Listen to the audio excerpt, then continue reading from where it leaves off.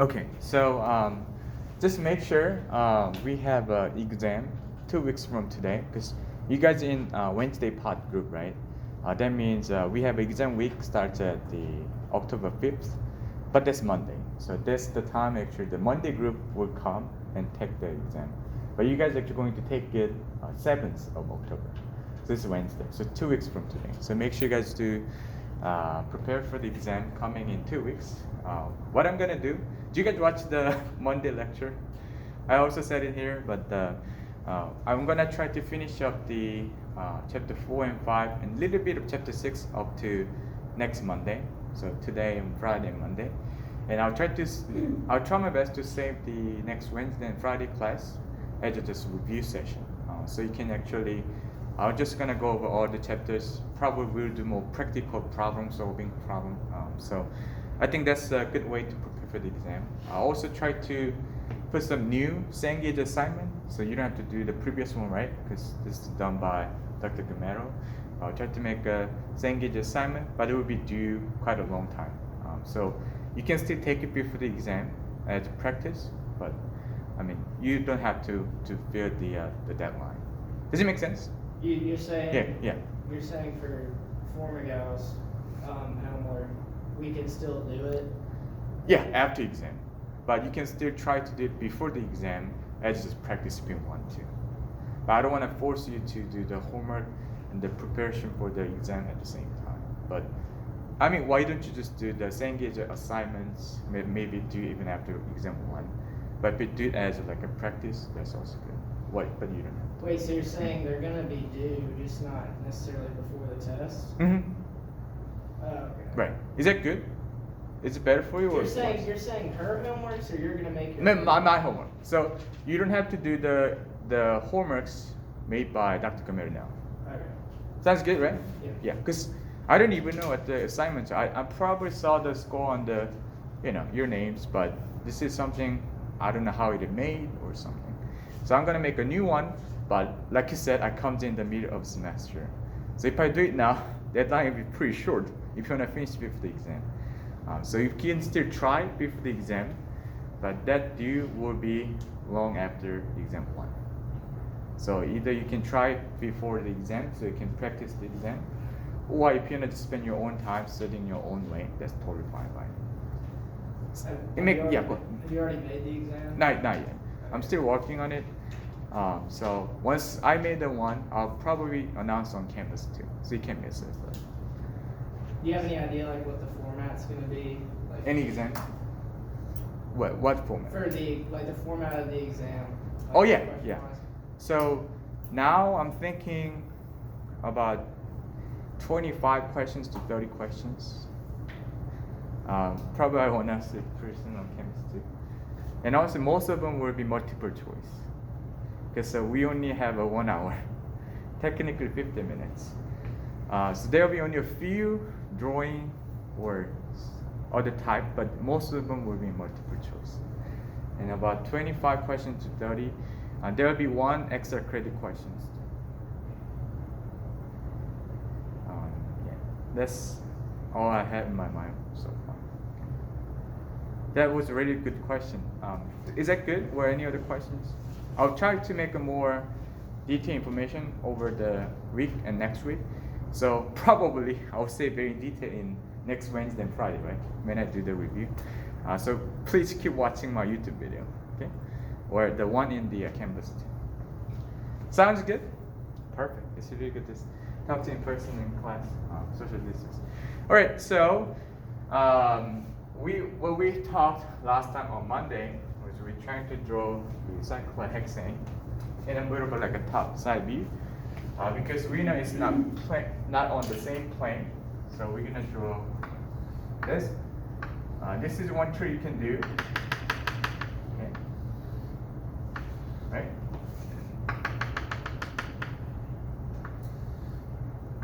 Okay. So this is just something you look the cyclohexane from this is top to bottom, but you're looking at this one to the top side view, but they're not in the plane. So this is why it looks like this. And though have other shape. Looks like this.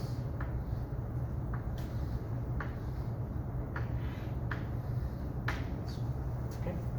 So only thing, like I said before in the Monday, you need to do is, do you see there's a point heading up, right? Point up, up, up here. Do you see it? Okay. Those points are heading down here, right? Okay. So what you can do is to just here, here, here. The one that heading down, just do. So we can call this the axial position. It's like a vertical axial position. But later on, you can also try to do the equatorial positions following parallel to those lines. Okay. Okay. And same thing here, those lines here. So equatorial here, and those parallel line here, here. So this is what it looks like. If you look at this, the chair conformation of the cyclohexane, and here. Whenever you do ring flip, this is another one, but I'll probably just do the same thing. So the one that points up, this up or exit position, right? And down, and down, and down here. And also just try to do same equatorial. It's parallel, parallel, parallel, okay. And here, something like this. Okay. This is because there's the. Did you watch the Monday lecture? I saw some like you can do the folding on the paper. You can do like a chair either here or here like this. Okay, this is what it looks like. So last time what we talked about was if you have a hydrogen, you don't really have to show in the skeleton structure like this. So maybe we'll just go away. Just remove this one. But we have some important substituent group like a method groups like here. When you do the other chair conformations, well, it will be here on this position. So what you can do, here's the thing. In this case, the chair conformation goes this way, here to here, right? So this will heading down. So this point now, right here. Okay, this point heading down right here. And as you can see, there's a hydrogen hidden here. We just didn't write it.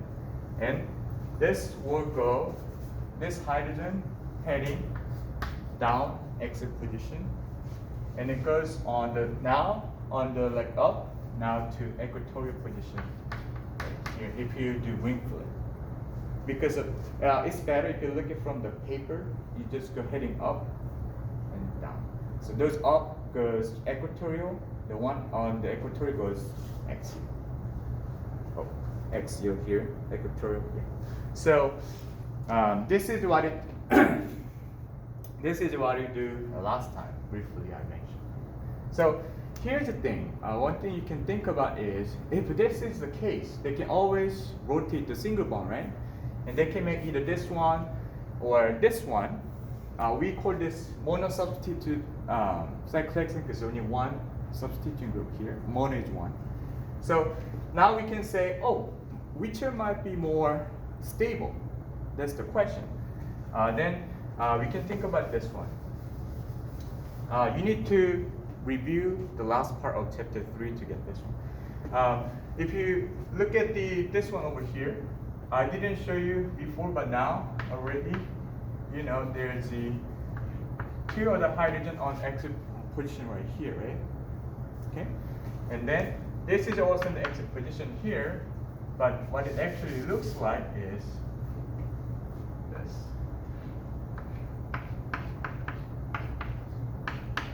Here, okay? This is a bit bulky and branched structure. So that makes those will interact quite strong. Okay, so we call this static strain.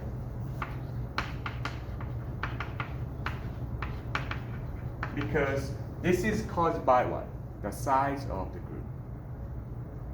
Right? It's big, right? So those hydrogens kind of, the one on the close to those hydrogens will do bit strong competing on the space.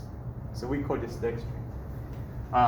But if you put it on equatorial position right here, there's no other hydrogen will compete for the this one, because if you look at this one more carefully, this is actually looks like this. So they're going outward from this side. So there's no much of interaction. So that means what? That means what? This form, this chair conformation will be more unstable because of this static strain. They need to compete for the space. That means they kind of have to, we have to put a bit of energy to make it happen, to force in a forceful way. So this is obviously more unstable, but you can say less stable than this one, when it's only one group there. Make sense? You good? Perfect. All right, so let's move on. So just make sure whenever you see this position in the axial, in the monosubstituted groups will be more unstable because of the static strain. Let's talk about the bit more complicated situation. So whenever you have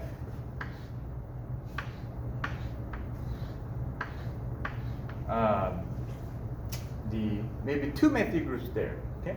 For example, you have a two methyl group here. Let me do this one a bit. Okay.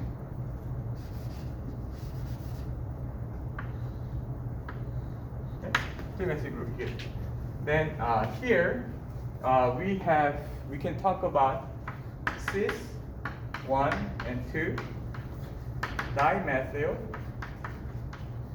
cyclohexane. You also have a trans 1,2 dimethyl cyclohexane. So we have cis and trans because this is a ring structure. Then ring structure cannot rotate, right? Unless you disconnect the ring, it's really hard to, rotate, right? Have you seen the magic in the, magician do something trick? That's only possible because it's a magician. But for us, it's impossible to rotate because it's a ring. You can't just rotate it easily. So that means on the ring structure, cis simply means they are heading the same, not same direction, but same phase. Okay, but trans means they're heading different phase. Okay, so let me show you one example here. Maybe you have, so it's a 1, 2. So it's right next to each or next neighboring carbon here. So maybe you can do 1 over here. Okay, and you have another one on right here. Okay, so there are cis because you see this one here. If it's hydrogen here, so it'll be either down and equatorial and the downward. So they're heading same phase, down on the compound, right? It makes sense? They're not on the just same because it's tetrahedral structure. You can do it like the same. But somewhat they're facing the same downward phase. Those two hydrogens, right? Okay. Then those two methyl groups, they're not on the same positions, but they are in somewhat in the same phase. So this is goes more people up, this goes up like this, but they goes more like this way, on this phase. But those two goes in this way. So this is a cis, because they're heading. Look at this one. This is the only upward you can go is this one. Only upward you can go is this one. So those two heading this phase. not the same angle, but the similar direction, the same phase. Okay. So if this is the case, what you can do is this is hydrogen, this is hydrogen. Like I mentioned, for this one will have static strain, right? Hindrance, right? Because there's hydrogen. You saw that before, right? Okay. And those two carbons will experience Gauss strain, Gauss interaction. That means to review this one, you can try to watch the canvas video. This one, what it looks like is we're gonna use a Newman projection here to here. So if this is the front carbon, this is back carbon here, and you see those on here, right? And those are on this side, so and here. Okay, there's a hydrogen. When you look at from this side, through penetrating this 1 and 2 on the same. This is the first carbon. This is the back, right here. You're looking at from like this. Okay, so as you can see, those two are actually heading up from this plane. It's a cis for sure, but still somewhat degree there. So if it's still staggered, conformation, but there are two methyl groups 60 degrees away, we call this Gaussian conformation.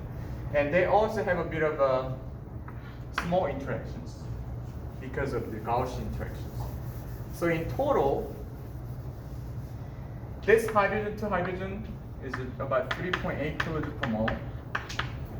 But there are two, so times 2. And there's a Gauss interaction between these two methyl groups, plus there's also 3.8 kilojoule. So this is approximately 11.4 kilojoule per mole interaction there.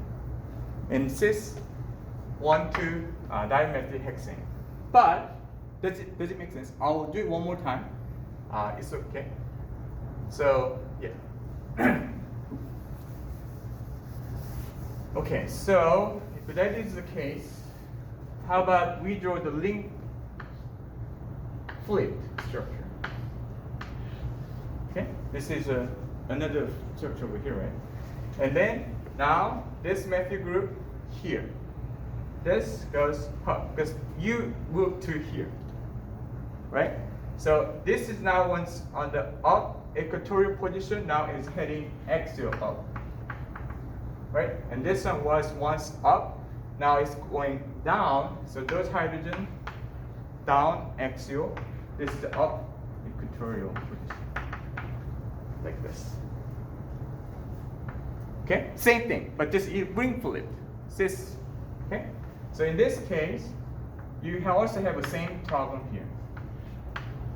This is Gauss conformation, 3.8.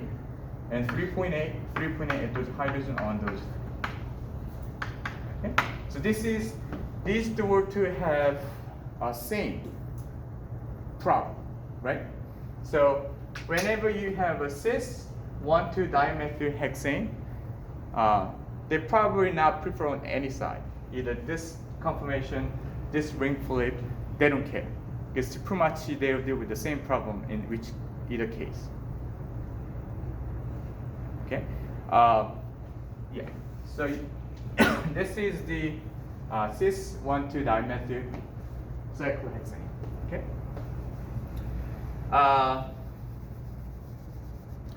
Let's try to talk about the trends. Okay.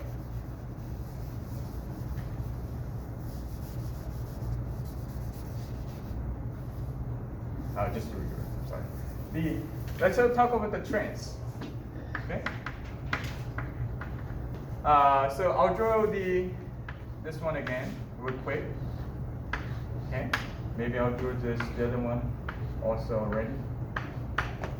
Okay, right here. Okay, So we have two conformation.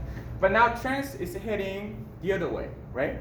So if this is the methyl group, all right, okay, well, there's a hydrogen group going down, then now the other methyl group has to be now in other directions.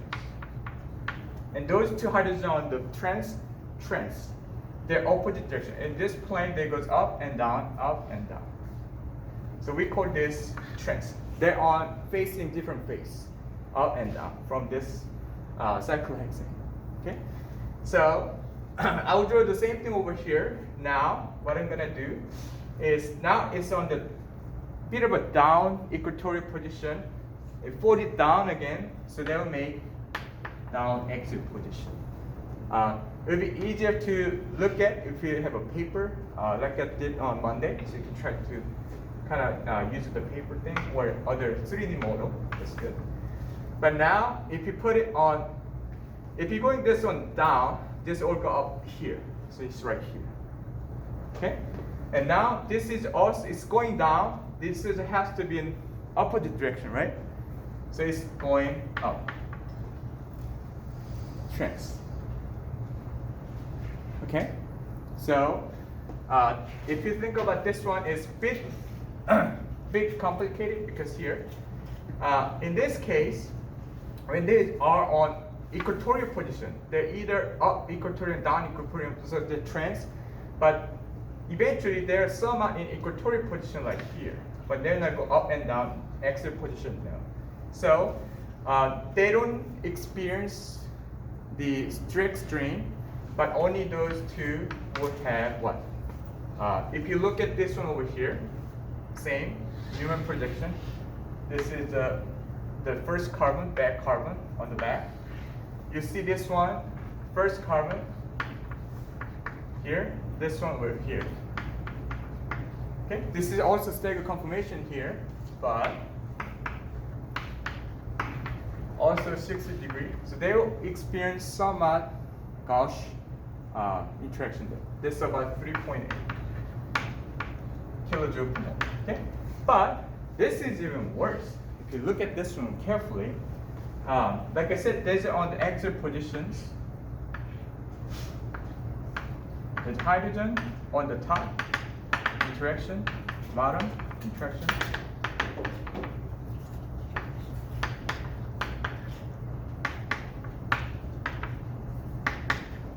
Here.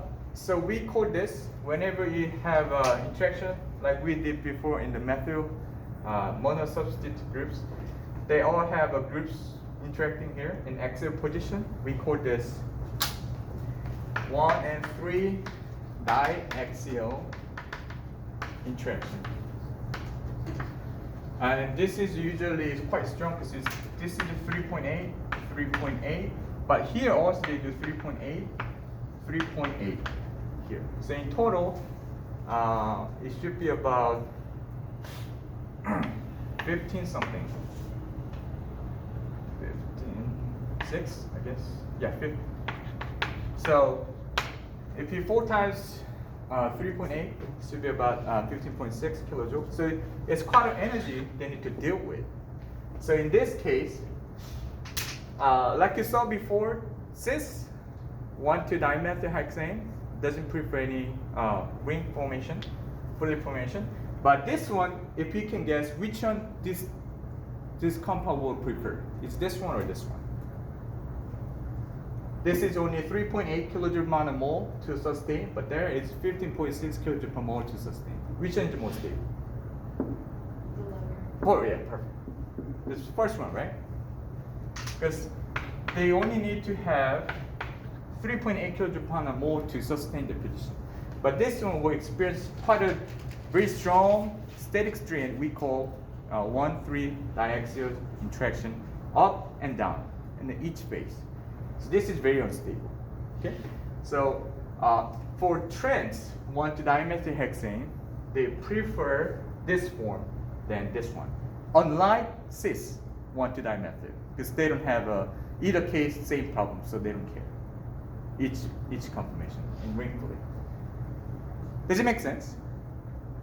Okay, so it will be somewhat easier to think whenever you look at the picture on the textbook and so on. But we'll try to cover maybe once more in the next week in the review. But this is pretty much it. Just the cis, it's pretty much the same problem, so they don't care. But the trans, there might be one ring fully conformation they prefer because of the less amount of the strength they need to come from. Okay. All right, so we're almost done with the chapter 4.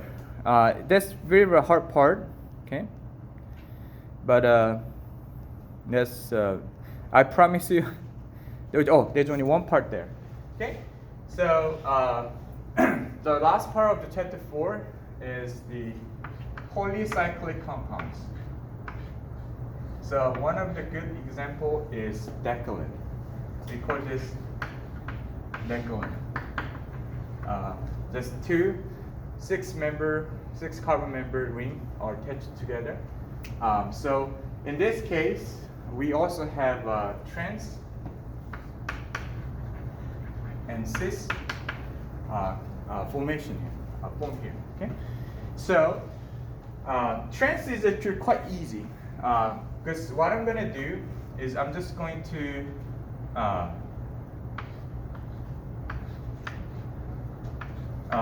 draw this one over here. Maybe let me draw it a bit bigger.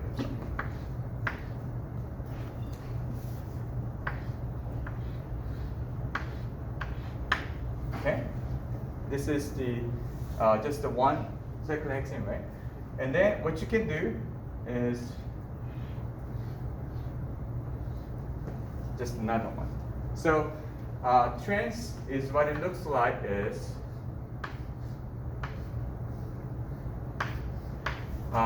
this is wedge and this is dot over here. So like I said, on here in the ring structure, the one hydrogen sticking front of the blackboard, the dot means it's going back side of this room. So this is going up, this hydrogen sticking backward like this way. Okay, so now they're on the same, different face of the position. So this is why you see this is pointing up, right? This pointing up, right? And this is pointing down. Okay. Oh, sorry. Okay. So and also in this way they're nicely arranged in the space, I guess. So this trans is quite in a good stable conformation here. Okay. So then what about the cis? Okay, cis. So if you talk about the cis on the decalin here, obviously they're on the same side. Okay. You can do either front or back, wedge or dot, but it's the same pretty much. We just flip it, right? So anyway, so if that is the case, what you can do is you can try to draw this the position here.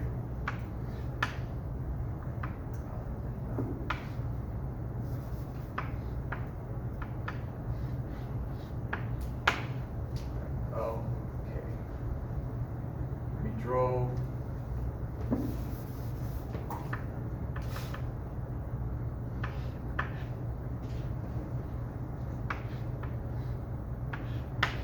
Okay. So if you look at this, this is best I can do. This is you can look it up in the textbook. But if you look at this one here, what happened to this one is this goes up, okay, and this also goes up in equatorial, okay. This is equatorial, but still up, and this is the up exit point here, okay. So there's also heading the same phase. Okay, so like this one. Okay, so we call this trans. But as you can see, the problem is what? This is now this bonding here is equatorial, but now after this hydrogen, this is axial. So this is why I couldn't do like trans like in a row in the same space, but this one is more like in the like an angle, like it's more like in the forced in a certain way, like this way. Okay, so obviously, if you think about this one too. Sorry for the awkward drawing once more. I'll try my best. Sorry, but yeah, hope you can see it. So as you can see, the cis and trans show different also conformations. Also in the polycyclic compounds like this. So obviously, because of the static strain, this is a bit more unstable because it's close to each other. But those two are nicely placed in the opposite directions right here, here and here. So we call this trans. So this is a bit more preferred. Not very a lot, but yes, this is pretty more stable. And this one, you can say this is less stable than this one. This is the only thing I want you to know. That's it. Once again, sorry for the awkward drawing, but you can also take a look in the textbook too. But one thing you can remember, cis shows that like a less unstable form than this trans. Okay.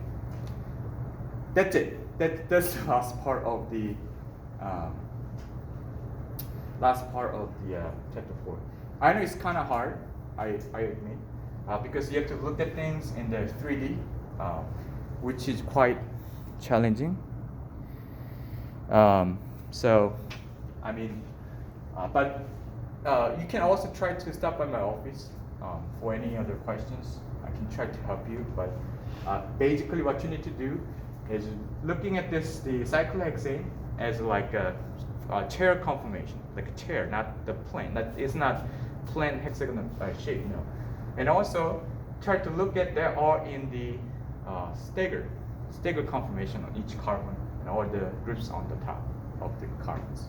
Then you kind of see, oh, this is how it works and so. But I think that's it for the chapter 4. Okay. Do you have any questions? Good. Okay.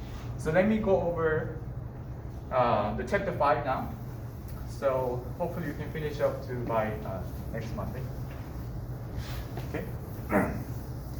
All right. So I'm only going to.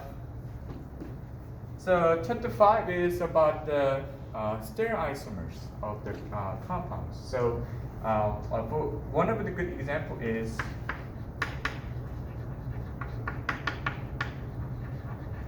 enantiomer, or you can say enantiomer either way. This is simply talks about some compounds of mirror images. So what I mean by that is whenever you have the compounds that has 4, I put like A, B, C, and D. Okay, so this is 4 different groups at the carbon. You can draw the mirror image, just copy on like a bit of the other side of the mirror.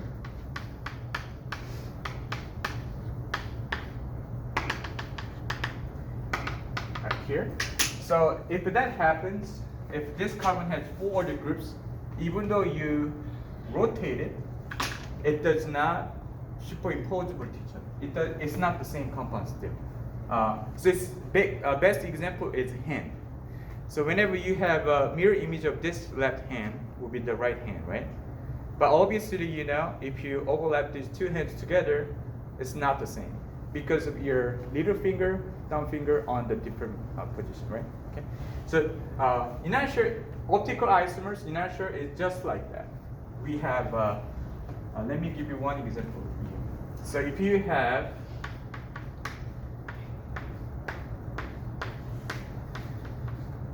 okay, you have a propanoic acid here, and you have a almost same, but this is lactic acid.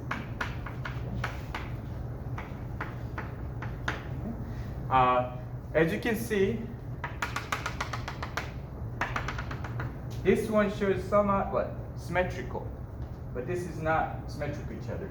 That simply means they have what? Same groups on the both sides, and on axis they're not. And then that all have 4 different groups. This one will have for sure enantious mirror image, and that carbon we call chirality or chiral center. Some people call this stereo center, but it's pretty much the same thing. And we call this compound chiral compounds. So this is the chiral, but this is not. So we call this achiral. Means not. So because it's symmetrical because there's 2 same groups on both sides.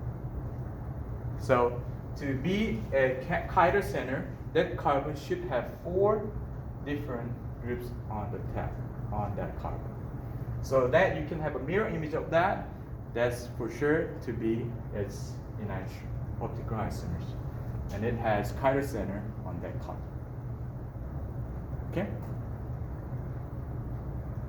Sounds good. Okay. All right. So that is the start of chapter 5, and